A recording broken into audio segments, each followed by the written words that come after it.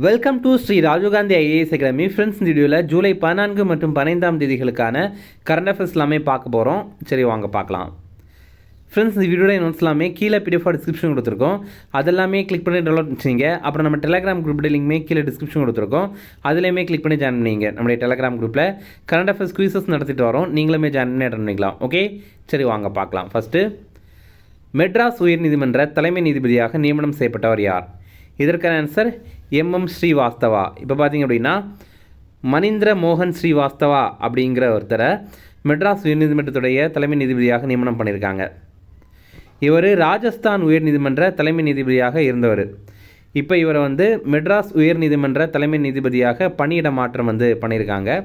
இதே மாதிரி இதுவரைக்கும் மெட்ராஸ் உயர்நீதிமன்ற தலைமை நீதிபதியாக இருந்த KR ஸ்ரீராம் இவரை ராஜஸ்தான் உயர்நீதிமன்ற நீதிபதியாக மாற்றம் பண்ணியிருக்காங்க.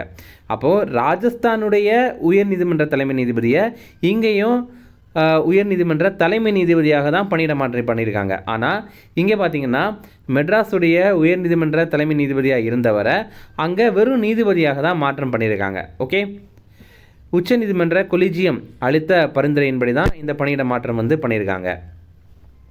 அடுத்தது, மாநில ஆளுநர்களை நியமனம் செய்பவர் யார்? இதற்கான ஆன்சர் குடியரசுத் தலைவர். எப்போவுமே பார்த்தீங்கன்னா ஒரு ஸ்டேட் அல்லது ஒரு யூனியன் டெரிட்டரியுடைய கவர்னரை அப்பாயிண்ட் பண்ணுறது பிரசிடெண்ட்டு தான். இப்போ பார்த்தீங்கன்னா கோவாவுடைய ஆளுநராக பசுபதி அசோக் கஜபதி ராஜு அப்படிங்கிறவரை அப்பாயிண்ட் பண்ணியிருக்காங்க. அப்புறம் ஹரியானாவுடைய ஆளுநராக அசீம் குமார் ஜோஷ் அப்படிங்கிறவரை அப்பாயிண்ட் பண்ணியிருக்காங்க. அதே மாதிரி லடாக் துணைநிலை ஆளுநராக கவிந்தர் குப்தா அப்படிங்கிறவரை அப்பாயிண்ட் பண்ணியிருக்காங்க. இவங்க எல்லாரையுமே அப்பாயிண்ட் பண்ணது யார் அப்படின்னா நம்முடைய குடியரசுத் தலைவரான திரௌபதி முர்மு. ஆர்டிக்கிள் 155 எதை பற்றி பேசுது அப்படின்னா ஆளுநரை நியமனம் செய்கிறது தொடர்பாக பற்றி பேசுது. அடுத்தது, LIC அமைப்பின் நிர்வாக இயக்குனர் மற்றும் தலைமை செயல் அதிகாரியாக நியமனம் செய்யப்பட்டவர் யார்? இதற்கான ஆன்சர் துரைசாமி. இப்போ பார்த்தீங்க அப்படின்னா LIC அமைப்புடைய MD, அதாவது மேனேஜிங் டைரக்டர் மற்றும் CEO அப்படின்னா சீஃப் எக்ஸிக்யூட்டிவ் ஆஃபீஸர், இந்த மாதிரி துரைசாமி அப்படிங்கிறவரை அப்பாயிண்ட் பண்ணியிருக்காங்க. இதற்காக அமைச்சரவை நியமன குழு ஒப்புதல் வழங்கியிருக்காங்க.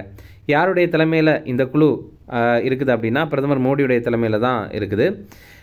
இவருடைய பதவி காலம் 3 ஆண்டுகள், அதாவது 2028 ஆண்டு ஆகஸ்ட் 28ஆம் தேதி ஆகிற வரைக்கும் இவர் பதவியில் இருப்பார். அப்போ தான் இவருக்கு 62 வயது ஆகும். 62 வயது ஆகும்போது வரைக்கும் இவர் பதவியில் இருப்பார். இப்போ LIC இதோடைய விரிவாக்கம் பார்த்திங்கன்னா life insurance corporation of India அப்படிங்கிறது தான். இது 1956 ஆண்டு செப்டம்பர் 1ஆம் தேதி தொடங்கியிருப்பாங்க. இதோடைய தலைமையகம் மகாராஷ்டிராவுடைய தலைநகரான மும்பையில் இருக்குது. ஃப்ரெண்ட்ஸ், நம்ம ராஜீவ்காந்தி ஐஏஎஸ் அகாடமியில் TNPSC எக்ஸாமுக்கு தேவைப்படுற புத்தகங்கள் எல்லாமே இருக்குது. இது பார்த்திங்கன்னா மொத்தமாக வாங்கிக்கலாம், அல்லது உங்களுக்கு தேவைப்படுற புத்தகம் மட்டும்தான் வேணும் அப்படின்னா கூட நீங்கள் கால் பண்ணி ஆர்டர் பண்ணி வாங்கிக்கலாம். நீங்கள் தமிழ்நாட்டில் எங்கே இருந்தீங்க அப்படின்னாலும் நாங்கள் உங்களுக்கு இதை கொரியர் மூலமாக சென்ட் பண்ணி தந்துடுவோம். அதே மாதிரி நீங்கள் சென்னையில் அண்ணா நகரில் இருக்கிறீங்க அப்படின்னா நம்முடைய ஸ்டடிகள் வசதி பயன்படுத்திங்க. இங்கே பார்த்திங்கன்னா AC வசதி இருக்குது, ஒய்ஃபை வசதி இருக்குது, அதே மாதிரி லைப்ரரி வசதி கூட இருக்குது. அடுத்தது, 2025 ஜூன் மாதம் இந்தியா எந்த நாட்டிலிருந்து அதிகமான கச்சா எண்ணெய் இறக்குமதி செய்தது? இதற்கான ஆன்சர் ரஷ்யா.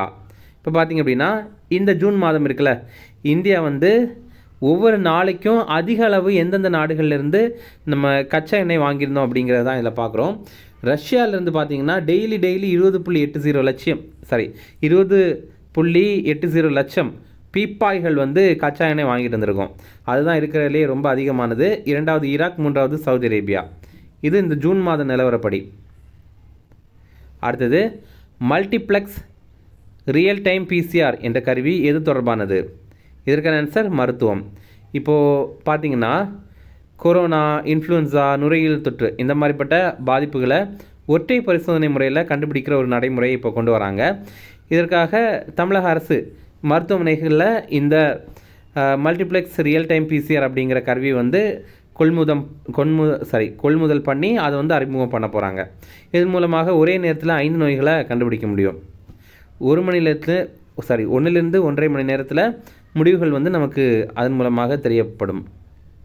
அடுத்தது, விம்பிள்டன் டென்னிஸ் கிராண்ட் ஸ்லாம் போட்டியில் ஆடவர் பிரிவில் வெற்றி பெற்றவர் யார்? இதற்கான ஆன்சர் ஜானிக் சின்னர். இப்போ பார்த்திங்க அப்படின்னா விம்பிள்டன் இப்போது டென்னிஸில் மிக உயர்ந்த பட்டம் அப்படின்னா அது கிராண்ட் ஸ்லாம் பட்டம் அப்படின்னு சொல்லுவாங்க. ஒவ்வொரு வருஷமுமே 4 கிராண்ட்ஸ்லாம் போட்டிகள் நடைபெறும். ஒரு ஆண்டுடைய தொடக்கத்தில் ஆஸ்திரேலியன் ஓப்பன் கிராண்ட்ஸ்லாம் அப்படிங்கிறது நடைபெறும். இரண்டாவதாக ஃப்ரெஞ்சு ஓப்பன் கிராண்ட்ஸ்லாம் போட்டி அப்படிங்கிறது நடைபெறும். மூன்றாவதாக விம்பிள்டன் கிராண்ட்ஸ்லாம் அப்படிங்கிறது நடைபெறும். நான்காவதாக யூஎஸ் ஓப்பன் கிராண்ட்ஸ்லாம் அப்படிங்கிறது நடைபெறும். இப்போது ஏற்கனவே ஆஸ்திரேலியன் ஓப்பனும் அதே மாதிரி ஃப்ரெஞ்சு ஓப்பனும் நடைபெற்று முடிந்தது. அது நம்ம ஏற்கனவே கரண்ட் அஃபேர்ஸில் பார்த்துருப்போம். இப்போ பார்த்தீங்கன்னா விம்பிள்டன் டென்னிஸ் போட்டியும் நடைபெற்று முடிந்திருக்கு. அதில் யார் வெற்றி பெற்றிருக்காங்க அப்படிங்கிறத நம்ம பார்க்குறோம். இனிமேல் பார்த்தீங்கன்னா யூஎஸ் ஓப்பன் மட்டும்தான் மீதி இருக்குது. இந்த விம்பிள்டன் டென்னிஸ் போட்டி இருக்குல்ல, இதில் மகளிர் ஒற்றையர் பிரிவில் வெற்றி பெற்றது ஈகா ஸ்வேடக் அப்படிங்கிறவங்க. இவங்க போலாந்து நாட்டை சேர்ந்தவங்க. ஆடவர் ஒற்றையர் பிரிவில் வெற்றி பெற்றது ஜானிக் சின்னர் அப்படிங்கிறவர். இவர் வந்து இத்தாலி நாட்டை சேர்ந்தவர். ஓகேவா? இந்த போட்டி இங்கிலாந்துடைய விம்பிள்டன் நகரில் தான் நடைபெற்றது. அடுத்தது, தற்போது எந்த மாவட்டத்தில் உள்ள கூக்கூரில் 700 ஆண்டுகள் பழமையான ஆசிரியம் கல்வெட்டுகள் கிடைத்தன? இதற்கான ஆன்சர் புதுக்கோட்டை. இப்போ பார்த்திங்க அப்படின்னா கூக்கூர் அப்படிங்கிற ஒரு கிராமம் புதுக்கோட்டை மாவட்டத்தில் இருக்குது. இங்கே வந்து 2 ஆசிரியம் கல்வெட்டுகள் கிடைத்திருக்கு. அப்புறம் ஒரு துண்டு கல்வெட்டு வந்து கிடைத்திருக்கு. ஆசிரியம் கல்வெட்டு அப்படின்னா ஒருத்தருடைய லேண்டு நிர்வாக உரிமையை விளக்குற ஒரு கல்வெட்டு.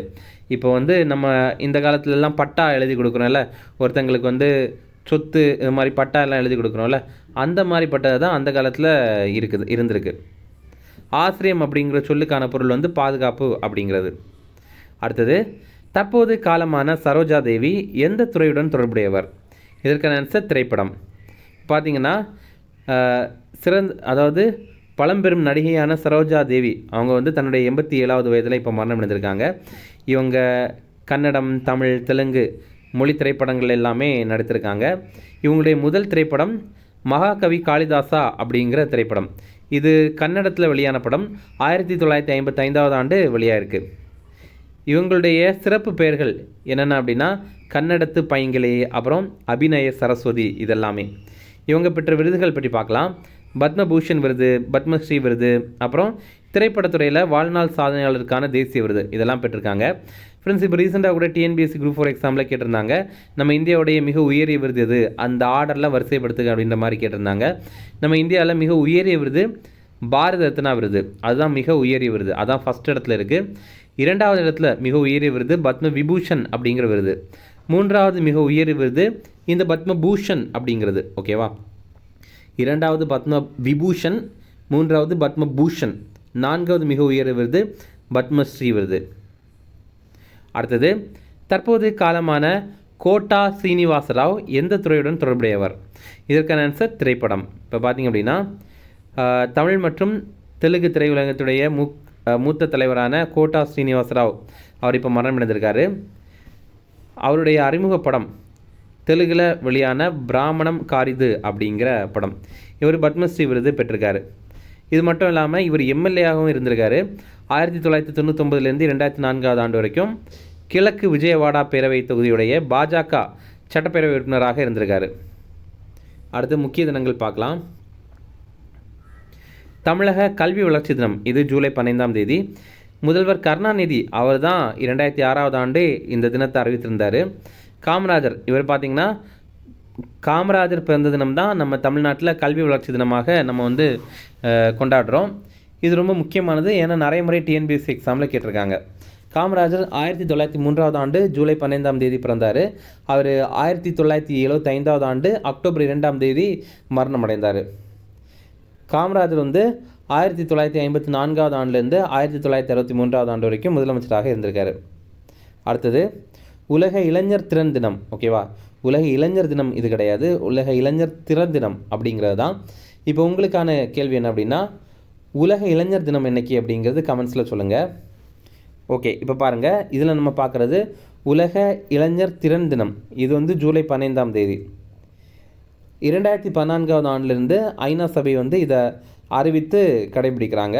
இந்த ஆண்டுக்கான கருப்பொருள் செயற்கை நுண்ணறிவு மற்றும் டிஜிட்டல் திறன்கள் மூலம் இளைஞர்களுக்கு அதிகாரம் அளித்தல் அப்படிங்கிறது தான். ஓகேவா?